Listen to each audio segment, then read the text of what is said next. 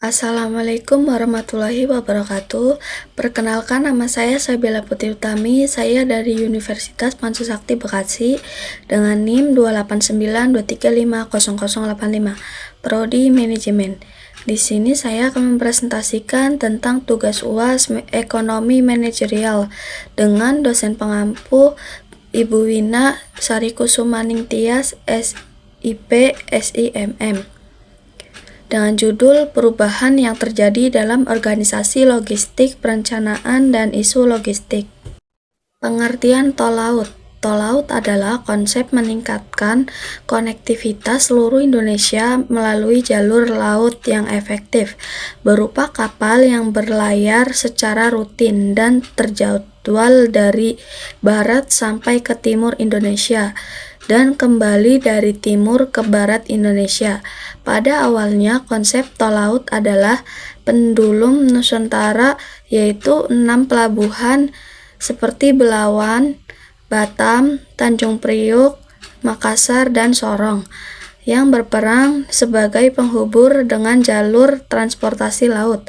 Jalur ini bergerak dari barat ke timur dan kembali lagi dari ke barat seperti sebuah pendulum. 6 pelabuhan ini terhubung dengan lokasi lain di sekitarnya. Tujuannya adalah untuk mengurangi biaya logistik. Lokasi-lokasi dalam jalur pendulum menghubungkan 6 koridor ekonomi Indonesia, yaitu sebagai berikut. Yang pertama, Sumatera sebagai pusat produksi dan pemrosesan sumber daya alam dan energi. Yang kedua, Jawa sebagai pusat industri dan jasa. Yang ketiga, Kalimantan sebagai pusat pertambangan. Dan yang keempat, Sulawesi sebagai pusat produksi dan pemrosesan hasil pertanian. Dan yang kelima, Bali dan Nusa Tenggara sebagai lokasi pariwisata dan pendukung pangan nasional. Dan yang terakhir, Papua dan Kepulauan Maluku sebagai pusat pengembangan industri periklanan dan energi. Pemerintah Republik Indonesia menyusun sebuah kerangka sistem logistik nasional atau Siklopnas dan Master Plan, percepatan perencanaan dan perluasan pembangunan ekonomi Indonesia, yang di dalamnya mencangkup program untuk memperbaiki sistem logistik di Indonesia dan mengurangi biaya logistik di Indonesia. Ada beberapa tantangan dan strategi dalam mewujudkan tol laut dan negara Indonesia sebagai poros maritim dunia. Yang pertama, fokus dalam memperkuat keamanan maritim Indonesia, misalnya keamanan dari perompak dan penyelundupan barang terlarang. Yang kedua, memperluas jangkauan ke area diplomasi ke area Asia Timur dan Pasifik. Dan yang ketiga, membentuk kekuatan laut Indonesia sebagai kekuatan maritim yang disegani Asia Timur. Langkah-langkah strategis yang mendukung tol laut Indonesia. Yang pertama, memperbaiki kinerja pelabuhan, memperbarui peralatan, dan mengefisiensikan birokrasi. Tujuannya adalah mengefisiensikan penanganan investori dan mendukung efisiensi perpindahan dari modal transportasi laut ke darat dan sebaliknya. Yang kedua, memperbaiki bekal dengan pemerataan pembangunan industri di Indonesia Timur, sehingga mengadakan barang-barang yang harus dikirim dari timur ke barat Indonesia. Tujuannya adalah untuk menurunkan biaya transportasi yang dibebankan kepada setiap unit yang terkirim. Dan yang ketiga, mengurangi pihak perantara, disintermediasi dengan menghilangkan perantara yang tidak memberikan nilai tambah. Tujuannya adalah mengefisiensikan proses transportasi, penyimpanan investori berlebih, dan dampaknya mengurangi lokasi penyimpanan investori gudang. Yang keempat, pembangunan tol laut ini membutuhkan pembangunan infrastruktur dan transportasi, pembangunan fasilitas untuk mengadakan barang-barang yaitu pabrik di Indonesia Timur agar meningkatkan pengiriman barang dari timur ke barat pembangunan infrastruktur pendukung kehidupan seperti tempat tinggal, sarana air bersih, listrik, dan kesehatan. Yang kedua, perbaikan kinerja pelabuhan. Perencanaan pelabuhan meliputi beberapa langkah, yaitu sebagai berikut. Yang pertama, perencanaan yang matang akan mendukung rencana jangka panjang pelabuhan, termasuk strategi bersaing di tingkat regional dan internasional. Perencanaan sering muncul karena pembagian sistem manajemen yang bersinggungan dan pengambilan yang lambat antara pihak regulator, Kementerian Perhubungan, operator perhubungan, pelabuhan, Perlindo, penyedia dana, Kementerian Keuangan, dan pengaturan konsesi lahan. Kepentingan pemerintah, pusat, dan daerah termasuk juga isu lingkungan. Yang kedua, penyediaan lahan dan fasilitas yang cukup untuk menampung barang untuk kebutuhan di masa kini dan perkiraan kebutuhan di masa depan. Misalnya dengan otomatisasi kren pengelompokan lokasi gudang menurut jenis komoditas. Yang ketiga, meningkatkan kapasitas moda transportasi dari pelabuhan menuju konsumen. Yang keempat, merangkul pihak swasta untuk berpartisipasi dalam mengelola fasilitas pelabuhan seperti menyediakan air bersih, pembangkit listrik, dan pengelola gedung. Yang kelima, tanggung jawab. Tanggung jawab pelabuhan mencakup perairan sampai beberapa kilometer dari pelabuhan itu sendiri, sehingga jadwal kedatangan kapal dapat dikelola sesuai ketersediaan lahan penyimpanan barang. Efisiensi dapat diterapkan dalam pengurusan surat izin ekspor-impor barang, di mana surat izin tersebut harus sudah dinyatakan tersedia sebelum kapal tiba di pelabuhan. Yang keenam, meningkatkan efisiensi pembayaran pajak, misalnya pembayaran online ketika kapal masih dalam perjalanan menuju pemberitahuan jenis barang yang dikirim. Yang ketujuh, meningkatkan kemampuan tenaga kerja. Untuk kemampuan dasar, pelatihan bisa. Meski dwelling time di Tanjung Priuk turun menjadi 4,7 hari pada awal tahun 2016, sebenarnya ada beberapa masalah operasional lain yang masih muncul di pelabuhan Indonesia, yaitu padatnya lalu lintas kapal atau congestion. Cornwell 2001 Dell University of Technology yang disebabkan oleh salah satu atau kombinasi dari yang pertama, penuhnya tempat penyimpanan pada quay atau dermaga. Yang kedua, antrian kapal sebelum berlabuh. Yang ketiga, antrian modal transportasi yang mengangkut barang dari pelabuhan ke lokasi industri ataupun konsumen. Yang keempat, biaya yang tidak efisien. Misalnya biaya penyimpanan barang di pelabuhan yang murah dan pembayaran pajak yang belum selesai ketika kapal akan berlabuh. 3. Efisiensi fasilitas. Beberapa kebijakan pemerintah Indonesia dalam efisiensi logistik mencangkup pembangunan pusat logistik berikat PLB. Gudang berfungsi untuk menyimpan barang sementara agar tidak membutuhkan lebih banyak perantara. Pengurangan perantara meningkatkan ketersediaan investor di dekat fasilitas. PLB adalah kawasan pergudangan multifungsi untuk menyimpan barang domestik dan impor dengan kemudahan pajak. Pada Maret 2016, Presiden Joko Widodo meresmikan 11 kawasan PLB di Indonesia, seperti di Cakung dan Balikpapan.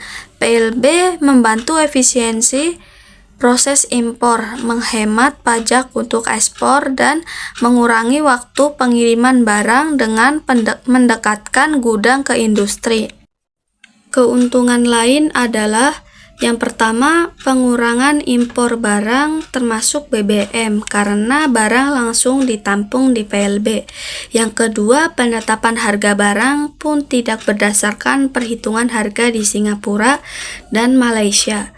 Yang ketiga, penyediaan bahan baku bagi industri kecil dan menengah atau IKM dengan memperoleh penangguhan pungutan BA masuk dan pajak dalam rangka impor di mana barang jadinya adalah tujuan ekspor. Yang kedua, integrasi pelabuhan dan kawasan industri. Untuk menjamin penyimpanan sementara dan inventory, harus tersedia konektivitas yang baik antara pelabuhan, fasilitas, pabrik dan gudang, dan transportasi. Selain itu, berbagai kawasan industri di Indonesia Timur dilengkapi dengan berbagai sarana, seperti pembangkit tenaga listrik, penyimpanan bahan bakar, penyediaan air bersih, dan pusat logistik dan pusat pendidikan, area komersil dan pemukiman, dan berbagai fasilitas lainnya. 3. Menjadikan pelabuhan Tanjung Priok sebagai hubungan Asia Tenggara. Sebagai langkah awal akan menjadi hubungan bagi pelabuhan di negeri sendiri, karena tidak perlu bersandar di Singapura. Dengan bersandarnya kapal di Singapura terlebih dahulu, maka akan ada 2 kali proses hubungan untuk kapal yang datang dari luar Asia Tenggara menuju pulau-pulau di Indonesia. Untuk menjadikan Tanjung Priok hubungan perlu disiapkan peralatan dan teknologi bongkar muat kontainer ke dermaga, birokrasi yang efisien agar menarik perusahaan kapal yang akan bersandar, akses transportasi dari pelabuhan menuju titik pengiriman, pabrik, gudang, lokasi konsumen yang efektif sehingga barang langsung dikirim dan tidak perlu menunggu lama di pelabuhan. 4. Efisiensi transportasi. Sektor transportasi menyumbang biaya yang cukup tebal terhadap biaya total logistik. Karena itu, kita perlu memahami isu-isu transportasi dan peluang untuk mengefisiensikannya. Isu biaya transportasi di Indonesia sendiri meliputi poin-poin berikut. Meningkatkan biaya investasi untuk seluruh modal transportasi sehingga kondisi sarana transportasi tidak seluruhnya baik. Yang kedua, kemacetan dan infrastruktur yang kurang memadai. Dan yang ketiga, belum adanya standarisasi baku dalam menentukan tarif transportasi. Yang keempat, tidak meratanya pembangunan sehingga menyangkutan barang antar lokasi tidak selalu maksimal. Yang kelima, kantor jalan yang tidak rata dan perilaku pengemudi buruk mendorong pemakaian bahan bakar berlebih. Tidak banyak pengemudi di Indonesia yang memenuhi standar pengemudi internasional. Dan yang terakhir, perilaku premanisme selama perjalanan. Isu biaya transportasi Indonesia disebabkan oleh yang pertama, meningkatnya biaya investasi untuk seluruh modal transportasi. Yang kedua, meningkatkannya biaya operasional transportasi sebagai dampak dari kemacetan dan infrastruktur yang kurang memadai. Yang ketiga, belum adanya standarisasi baku dalam menemukan tarif transport. Secara garis besar, komponen biaya transportasi di Indonesia dan persentase tiap komponen biaya terhadap persentase total dapat digambarkan sebagai berikut. Komponen biaya: biaya bahan bakar, minyak atau BBM, biaya operasional, biaya pemeliharaan modal transportasi, biaya depresiasi, biaya bunga investasi, biaya legal, dan liaison, biaya overhead, dan keuntungan. Keterangannya untuk bahan bakar minyak, untuk modal transportasi darat, jarak tempuh dikali rasio konsumsi tiap 1 liter bahan bakar minyak BBM. Yang kedua, biaya operasional seperti upah dan honor pengemudi, biaya tol, biaya parkir, dan uang makan, dan lain-lain. Yang ketiga, biaya pemeliharaan modal transportasi, yaitu perawatan mesin, pengertian, dan perawatan ban, pelumas. Yang keempat, biaya depresiasi, yaitu dihitung nilai sisa dan jangka waktunya. Yang kelima, biaya bunga investasi, yaitu besaran bunga pinjaman. Yang keenam, biaya legal dan liaison, keterangannya perizinan STNK, biaya overhead seperti asuransi, THR, kesehatan, peralatan keamanan, dan seragam. Dan keuntungannya, target keuntungan perusahaan. Biaya BBM memberikan kontribusi biaya terbesar, maka kita selayaknya harus mengefisiensikan konsumsi BBM, yaitu sebagai berikut. Yang pertama, memperbaiki perilaku pengemudi dari agresif menjadi defensif. Agresif yaitu melanggar aturan, berhenti mendadak, dan memacu kendaraan dengan kecepatan tinggi. Defensif yaitu saat peraturan lalu lintas santun, melakukan perawatan kendaraan yang baik, menjaga supaya kecepatan kendaraan konstan sehingga konsumsi BBM lebih hemat, dan kecepatan diusahakan konstan, mempertimbangkan rute, menjaga kecepatan kendaraan konstan, memperhatikan pengoperasian kendaraan, apakah continue atau banyak stop and go, hindari pengereman mendadak, menghindari muatan berlebih, menjaga tekanan angin, menggunakan spare part yang masih layak. Kenaikan harga BBM akan berdampak terhadap biaya operasional sektor transportasi dan logistik. Perusahaan transportasi jalan atau trucking merupakan salah satu pelaku yang mengalami dampak langsung kenaikan BBM. Beberapa langkah yang dapat ditempuh Indonesia karena kenaikan harga BBM adalah sebagai berikut. Yang pertama, pengalihan subsidi BBM untuk pengembangan infrastruktur. Yang kedua, pengalihan subsidi BBM untuk peremajaan moda transportasi dengan bunga rendah agar sektor transportasi Indonesia lebih kompetitif. Dan yang terakhir, perbaikan proses birokrasi dan fasilitas infrastruktur pelayanan logistik. Selain biaya dan outsource, pertimbangan juga risiko-risiko dalam sistem transportasi. Risiko-risiko dalam sistem transportasi yaitu keterlambatan pengiriman, gangguan eksternal, bencana alam, agar barang-barang tidak kadaluarsa, waktu penyimpanan dan pengiriman harus cepat. Tindakan pengamanan terhadap risiko. Yang pertama, alternatif jalur pengiriman. Yang kedua, menyediakan safety stock, bekerja sama dengan pihak lain. Dan yang terakhir, modifikasi kemasan dan fasilitas penyimpanan. Beberapa tindakan antisipasi dan proteksi terhadap risiko transportasi. Yang pertama, penggunaan GPS atau Global Positioning System pada truk dan mobil untuk mendeteksi perilaku pengemudi terhadap cara mengemudi pengemudi. Pemilihan rute yang benar dan harus dilalui oleh pengemudi.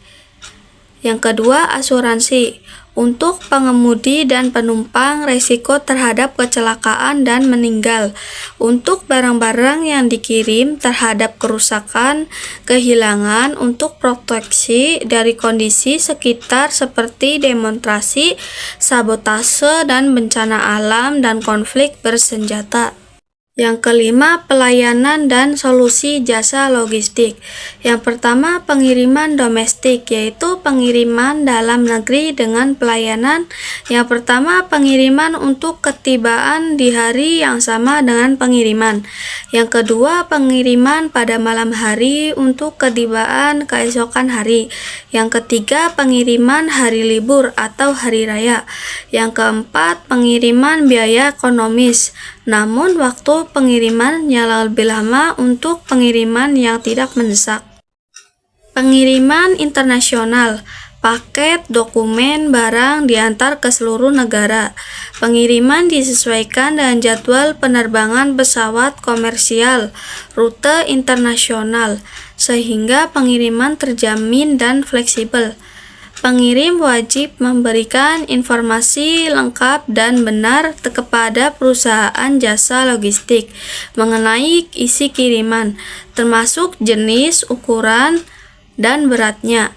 Apabila kiriman barang yang dibuka oleh perusahaan pengirim dan ternyata isinya tidak sesuai, maka perusahaan berhak menolak dan untuk pengirim barang tersebut dan melaporkan kepada pihak berwajib. 3. Jasa konsultasi, portofolio, bea cukai, dan perdagangan. Yang pertama, membantu memperlancar kegiatan pabean. Yang kedua, analisa kebijakan, tarif, dan asuransi kerusakan atau kehilangan barang.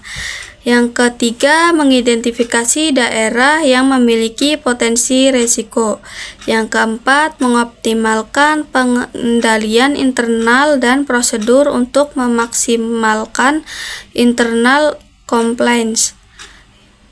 Pengambilan dan pengiriman barang di pelabuhan atau bandar udara di konsumen. Berpartisipasi di kegiatan kepabean pemerintah, memberikan layanan klaim asuransi yang baik dan cepat, pelayanan dalam bahasa lokasi dan nilai tukar mata uang lokal yang kompetitif, jasa penyewaan kontainer, memastikan volume terisi maksimum sehingga biaya satuan produk turun dan memastikan kualitas kontainer yang baik, tidak berlubang dan diuji dengan palu khusus, jasa penyewaan gudang dan mode transportasi. Yang keempat, layanan pengemasan barang pengiriman. Standarisasi prosedur pengamanan barang yang tinggi bagi barang cair, pecah, belah, dan kerusakan-kerusakan lain karena sifat barang tersebut. Yang kedua, memberikan berbagai layanan untuk desain pengemasan dan menyiapkan dan mengatur ulang tata letak produk untuk meningkatkan utilisasi kubikal. Dan yang terakhir, standar keamanan penyimpanan barang termasuk barang yang butuh penanganan dan kemasan khusus, barang-barang berbahaya. Yang kelima, merge in transit, kondisi menyatuan berbagai macam barang dari beberapa pemasok atau beberapa gudang, beberapa pusat produksi lainnya, lalu digabungkan menurut kebutuhan tiap konsumen. Barang-barang disimpan sementara sebelum dikirim ke konsumen pada lokasi yang berbeda. Strategi ini mirip dengan cross-docking, namun dilakukan proses penyimpanan untuk sekian waktu. Dalam skala global, barang-barang diterima dari berbagai lokasi pemasok di beberapa negara dan kemudian dikirim ke berbagai negara pula. Yang keenam, kontak manufaktur, yaitu kerjasama antar jasa logistik dan perusahaan manufaktur untuk menekankan biaya kirim perusahaan manufaktur, namun dengan tetap menyediakan pelayanan yang baik. Contohnya, pengiriman barang mentah yang didatangkan ke negara tertentu, khususnya hanya untuk diproduksi. Setelah menjadi barang jadi, dikirim lagi ke pelabuhan untuk diekspor. Desain fasilitas dan sistem penyewaan yang efisien. Yang terakhir, pengendalian mutu dan status barang secara real-time data dan bisa dipantau dari perusahaan manufaktur sendiri. Yang ketujuh, return atau reverse logistik, yaitu mengatur perencanaan dan pelayanan pengambilan barang dari konsumen kepada produsen untuk kebutuhan perbaikan, penggantian barang atau komponennya, atau daur ulang. Layanan ini mencangkup sistem transportasi dan pelayanan keluhan pelanggan. Yang kedelapan, visibilitas pengiriman. Dengan teknologi informasi, pelanggan dapat mengecek sendiri status dan lokasi terkini barang yang dikirimkannya. 9. Pedoman dan syarat umum pengiriman barang. Yang pertama, menggunakan bukti tanda terima pengiriman barang sebagai perjanjian yang sah dan mengikat antara pengirim dan penyedia jasa logistik.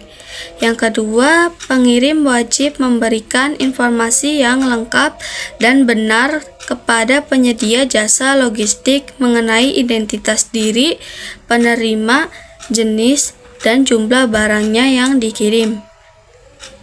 Yang ketiga, pengirim dilarang mengirim barang-barang berbahaya dan terlarang sesuai peraturan di setiap negara.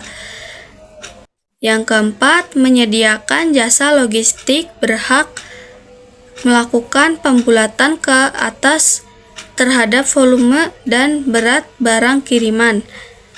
Yang keempat, penyedia jasa logistik berhak menentukan sendiri mode transportasi yang digunakan, bisa berupa milik sendiri atau hasil kerjasama dengan penyedia angkutan transportasi lain.